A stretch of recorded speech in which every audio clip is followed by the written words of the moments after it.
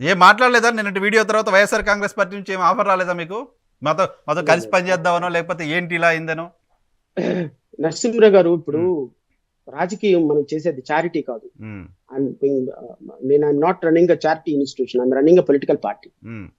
Political పార్టీలో నా జాతి ప్రజల ఔన్నత్యాన్ని రేపొద్దున అసెంబ్లీలో ప్రశ్నించాలి అనేటువంటి లక్ష్యంతో నేను వెళ్తున్నా. హ్మ్.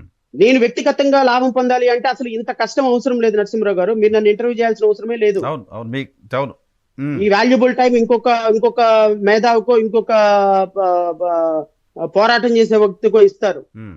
నేను వ్యక్తిగతంగా లాభం పొందాలి అంటే అసలు ఈ పోరాటం ఎందుకు, ఈ ఆరాటం ఎందుకు, ఈ ప్రాణత్యాగాలు ఎందుకు, గుండెల్లో ఆ, గుప్పెట్లో పట్టుకొని ఎప్పుడు ఏం జరుగుతుందో తెలియకుండా భయపడాల్సినటువంటి పరిస్థితి ఎందుకు, 10 ఎఫ్ఐఆర్లు ఎందుకు నా మీద, హ్మ్. ఒక జడ్జి మీద.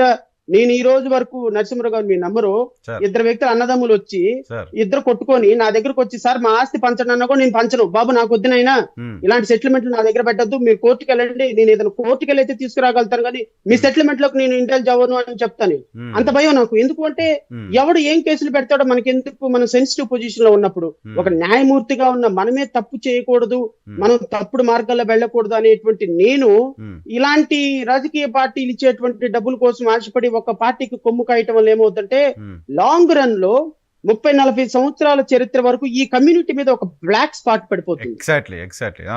కాబట్టి హ్మ్. నేను నేను ఒకవేళ రాజకీయాల్లో నేను అలాంటి తప్పు చేయాల్సి వస్తే రాజకీయాలు విరమించుకొని ప్రాక్టీస్ చేసుకొని నెలకు 25 లక్షలు సంపాదించుకొని హ్యాపీగా ఉండిపోతాను తప్ప హ్మ్. పనికి మాలిన లుచ్చా రాజకీయాలు, నీచ రాజకీయాలు చేయడానికి సిద్ధంగా శ్రవణ్ కుమార్ ఉండడు. హ్మ్. ఎవరైనా ఒకవేళ సంప్రదిస్తే, హ్మ్. బ్రదర్ ఐఎమ్ వెరీ సారీ, హ్మ్.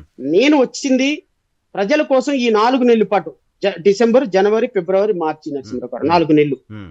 4 నెలలు నేను ప్రజల్లోకి వెళ్ళడానికి నా దగ్గర డబ్బు లేదు, హ్మ్. ఆర్థికంగా వెళ్ళలేను. హ్మ్. నేను ప్రజలకి కనీసం వాస్తవాలు చెప్పి నాకు ఓటు ఇవ్వండి అయ్యా అని అడగాలి కదా సార్. అవును గదా! హ్మ్.